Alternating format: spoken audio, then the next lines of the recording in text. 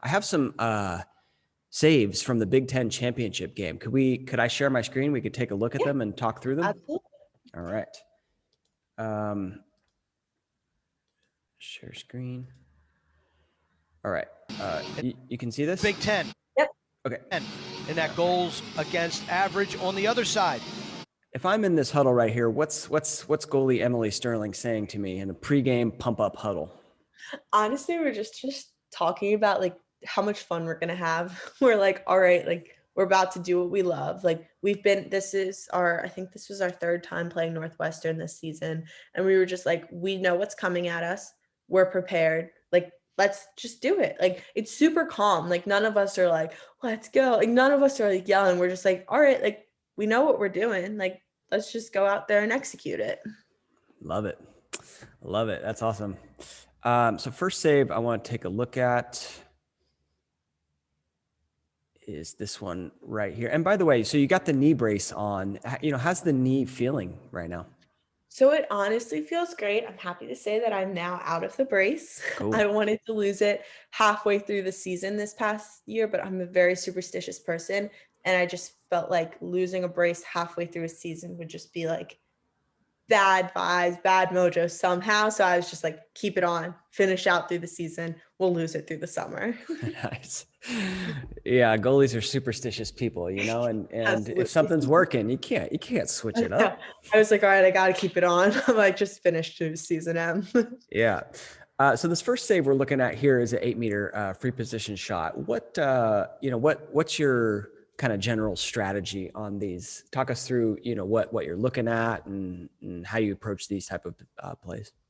So I love 8-meter shots. As Megan Taylor says, she thinks 8-meter shots are awesome because it's like your opportunity to just play lacrosse. Like you don't have to think about anything. You just do. Like you just react because it is all based on reaction. Like there's nothing else to watch except for the ball. Like that's just how it is. So at this moment, like I'm just kind of standing there. She's getting set up. I'm about to get set up. I'm just getting my positioning right. I don't stand any higher or lower when it comes to 8 meters. I stand usually about in the same spot. I look at the shooter's tendencies. I see that she looks like she's about to run it in a little bit because she's in that forward position. She's not winding up, at least not off the first step. So I'm going to adjust to that, probably get my body ready. I keep my arms just a little bit closer in so I can explode out a little bit more. And it also gives me a half a second more to react to that shot. I'm just like assessing who's around, what's open, like possible passes that she can have off that shot, off that 8-meter. And then I'm just like adjusting and I just like kind of tell myself like, you love 8 meters. I'm like, this is your thing. Like, let's just do it. Let's have some fun. And I just like, I'm like, just focus on the ball. That's it. Like nothing else will tell you where she's shooting except just focus on the ball, just react to it and just have some fun. I just need to relax and just be like, you're fast. You got this. Yeah, I love it.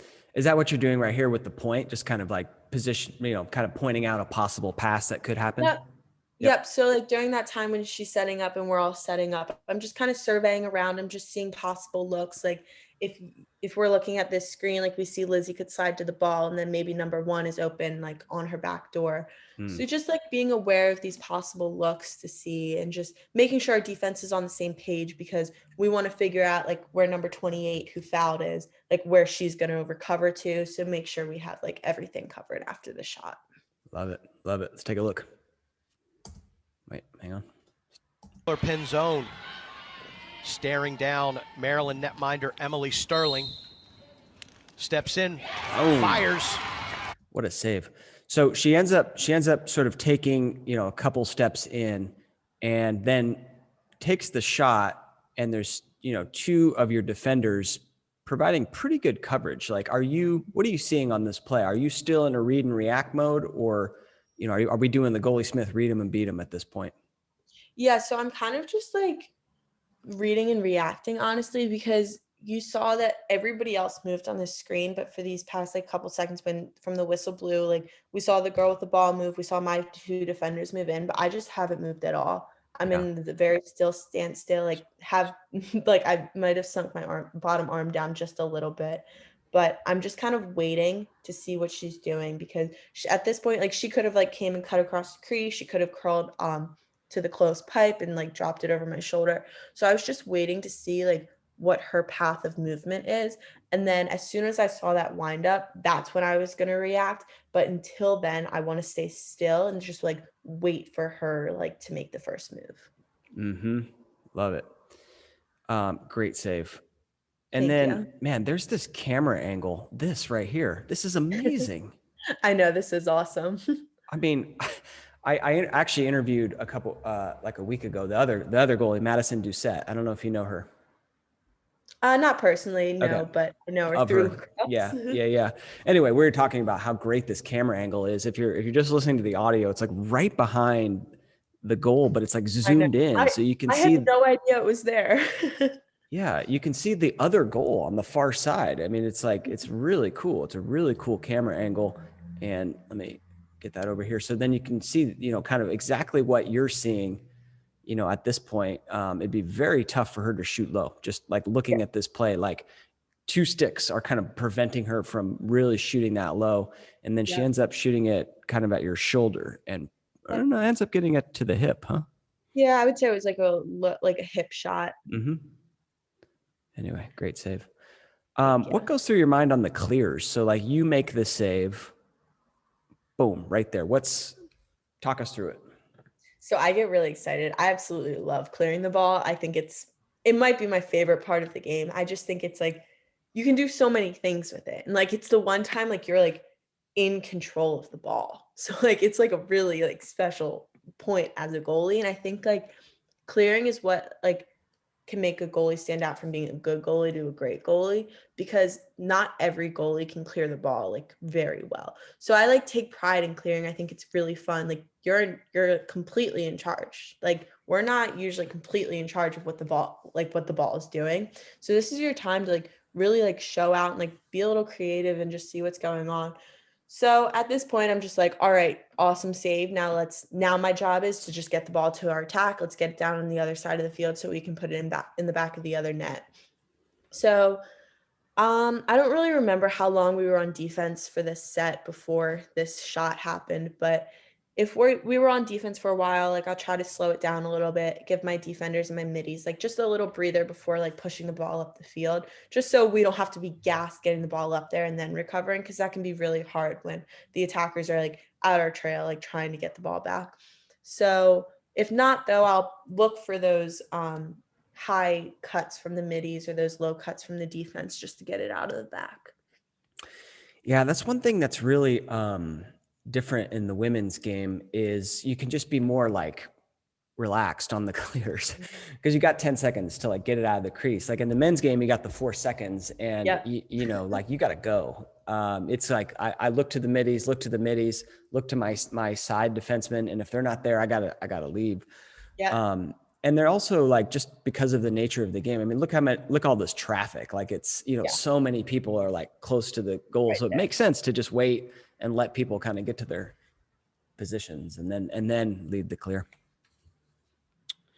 All right. 238. Wait, did I miss one right here? Yeah, here's one right here. Going against the defense of Maddie Sanchez. Skane now inside shot, save Sterling. Wow. Talk us through this play if you remember it. So, like I said before, this was our third time playing them this season already. So we knew tendencies, we knew what they liked to do, we knew their looks. And as soon as I saw Izzy Skane in this 1v1, I knew that there was probably going to be a drive right afterwards. So I was ready for it. I wasn't surprised that she was going for that outside lane to curl back in for the drive, for the dodge, for the drive. I was fully expecting it. So I was set. Nothing crazy really going on in my head. I was just like, just watch the stick, watch the body. As soon as she came up so high with her hands and was so close in, we were able to jam her hands up. So I knew that the shot couldn't pull low. Even if she tried, like she would have to take somebody out to be able to do that. So I knew I had to meet her high, and I just met her on that angle with the crease, just stepped out to my left, used definitely a little bit more of a lateral step on that one. Like I know before we talked about our 45s versus our laterals. And I think that was one of my ones in between, probably a little bit more lateral, and just saw that her stick was going high. So I met her high and just exploded to that angle that she was at. Yeah, you did. Look at that. I mean, this is just amazing top hand bam, just amazing top hand explosion. Great learning too. That's why I love looking at saves so much with the youth. I mean, it's like, watch what the best do and replicate that. So that's awesome save. Awesome save. And Thank you. give it a couple twirls just to feel I know. good. I Huh? always, yeah, I never realized I did that until I watched it. I'm like, oh, I don't like the way that looks. I need to stop. I see a lot of goalies do that. So 238 is the one. Oh, wait. This is like my favorite play. I made a reel of this one. I don't know if you saw this. I did see it. That was awesome. All right, cool. Let's watch this play. Oh, wait, hang on. This one right here. Oh, wow. What a play by What Sterling. a play. Holy smokes. We've seen Doucette do that. We have not.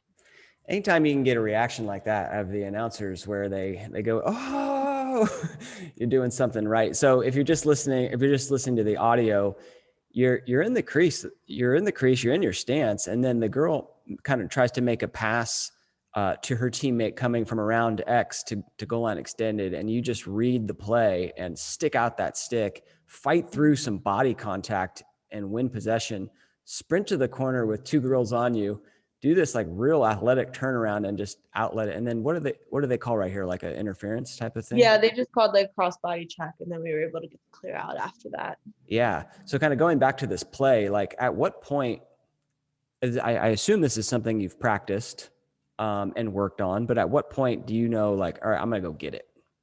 So in high school, I was a super active goalie. Like I was always out of the crease. Like sometimes they're like, all right, I'm like, bring it back in. Like, come on.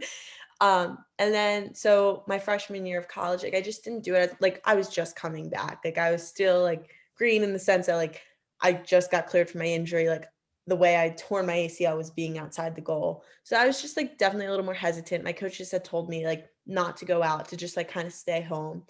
And so I didn't really do it at all my freshman year. And then my sophomore year, I was like started feeling more confident. I just told you how I was like ready to lose the brace at this point, that I was just like, I can't do it yet. Like just something bad will happen.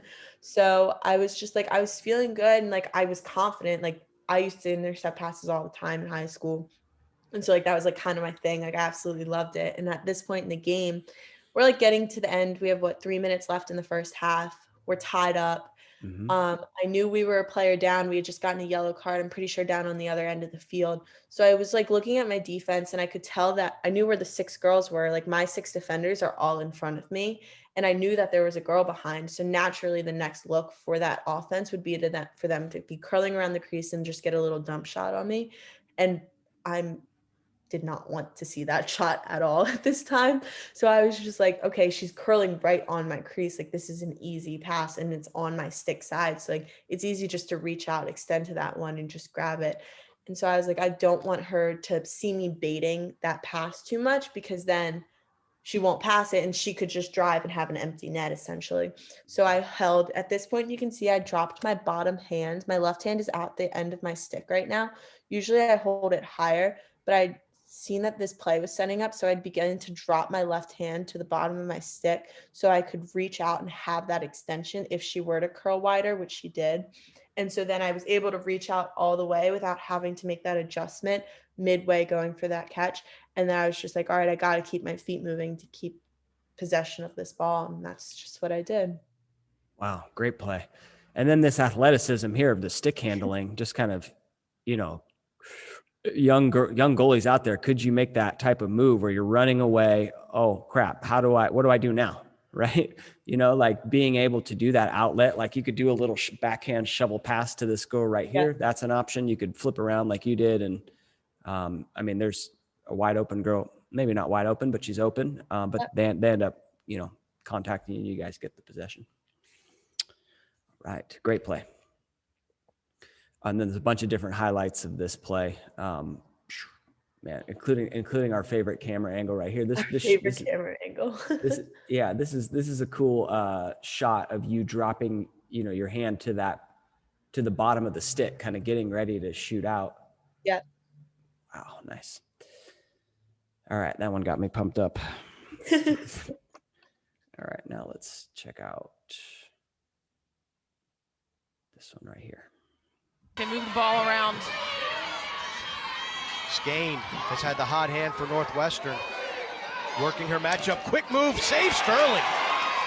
Terrific goaltending, both ends of the field. All right. Talk us through this play if you can. All right, so at this point now we have 45 seconds left on the clock for the first half. We're still tied at 7. We had just came back. We had just gotten that ball from that man down play. We just came back, brought it to the other end of the field, was able to kill off the penalty. So we were even now, which was huge for us. Unfortunately, they had gotten the ball back, and the last time we played them, we went into the half tied 7-7 as well.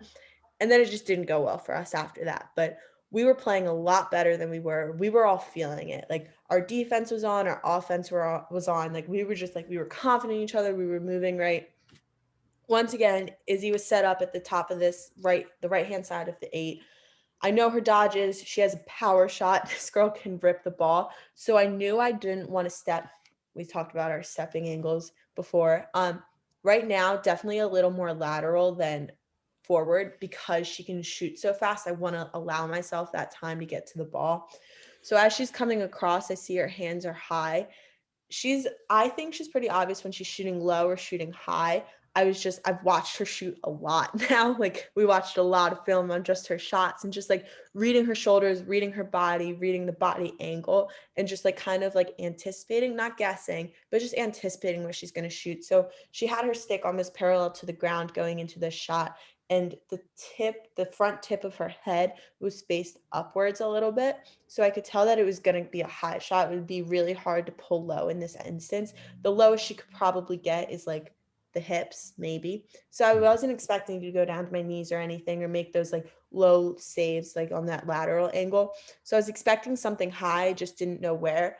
And then when you saw her pull all the way across to her left shoulder, I knew it was coming somewhere close to my body because she couldn't pull to my left corner, my top left corner at this point because of how hard she pulled across. So I knew it was coming somewhere to like mid side of my body to the right side. And then I just exploded from there. I didn't really step much on that one because it came in so quick. I was just able to explode upwards to it. Yeah, and it kind of looks like it's at your body over your head a little bit. But great save. I want to talk about just the moving on the arc because I think it's something that is not talked about enough with youth goalies. And a youth goalie the other day asked me, how do I get better when I watch tape? I'm just like, watch the goalies. A lot of people watch the ball and the defender and the shot, but watch this. You're on the pipe because she's pretty much almost at the end of the little arc right here. And then it's funny, the play that we watched before, she faked to the outside and cut inside.